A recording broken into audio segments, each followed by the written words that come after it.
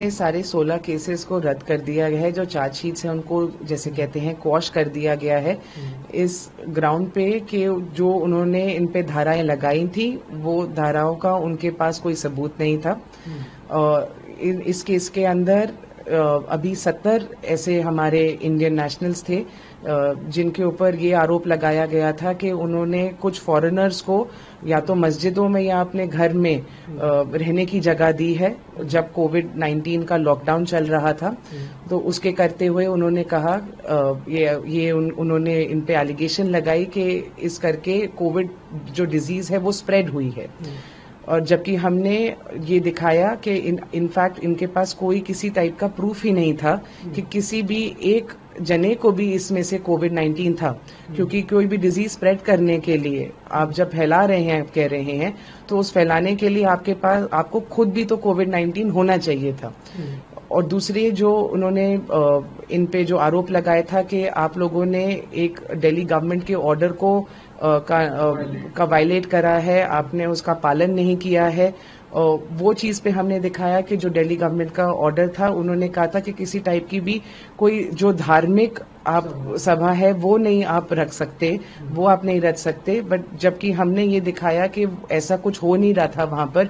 ये वो सिचुएशन थी जहां पर जब आपने बोला कि यहाँ से कोई फ्लाइट नहीं जा सकती, कोई होटल नहीं खुला है, तो कोई जो बाहर की कंट्री का है जो अपने घर वापस खुद जाना चाहता है बट ना उसके पास रहने की जगह है ना उसके पास वापस जाने की जगह है, तो वो कहीं तो रहेगा। क्योंकि उस टाइम पर सड़क पे बाहर रहना भी एक अपराध माना जा रहा था डिजास्टर मैनेजमेंट और एपिडेमिक डिजीजेस एक्ट के अंदर।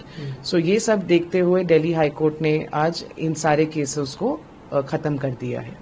मैम, जब कोर्ट ने ऑर्डर प्रोनाउंस किया तो उन्होंने कोई अपनी ऑरल ऑब्जर्वेशन भी आप लोगों ने सुना होगा, क्या कुछ कहा हाई कोर्ट ने? अब जो प्रोनाउंसमेंट हुई है उसमें honourable justice Neena Bansal ma'am ने सिर्फ ये बोला है कि चार्जशीट स्क्वॉश्ड है एंड आज शाम तक या कल सुबह तक इसकी पूरी जजमेंट वेबसाइट पे आ जाएगी। सो आई थिंक उसके बाद ही डिटेल हम देख सकेंगे कि मैम ने किन बेसिस पे इसको क्वॉश करा गया है। बट हमारी जो जितनी भी पिछले 4 साल में कोर्ट में इस पे आर्ग्यूमेंट रही है, हमारी यही रही है कि अगर आप किसी चीज का किसी पे आप कोई धारा लगा रहे हैं तो उसका कोई प्रूफ होना चाहिए, और जो प्रूफ चार्जशीट में आप सबमिट नहीं कर पाए तो वो ट्रायल में तो आप ला ही नहीं पाएंगे।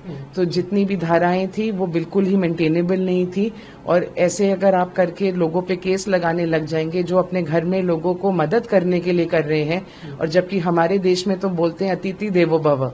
सो ये चीज को रखते हुए कि ये सब कुछ एक ह्यूमैनिटेरियन ग्राउंड पे करा गया था, सो हमारे हिसाब से तो वो साइड जज को अपील करी होंगी। बाकी तो जजमेंट जब आएगी तभी पता चलेगा। जैसे आपने कुछ लोगों ने अपने घरों में, कुछ लोगों ने मस्जिदों में रखा था, तो इसमें कोई बड़ा इमाम या कोई मौलाना इस तरह के भी क्या आरोपी बनाए गए थे लोग? नहीं, इसके अंदर जो मस्जिद थे उनके जो मैनेजमेंट के लोग थे उनको बनाया गया था।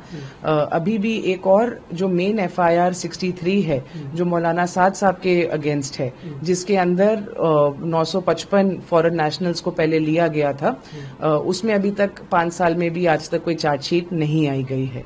बट जो ये वाली FIRs थी या तो वो जिनके घर थे उन होम ओनर्स के अगेंस्ट थी, या जो मस्जिद कमेटी के उस टाइम पर मैनेजमेंट थे जो किनमें से तो वो वहां पर थे भी नहीं।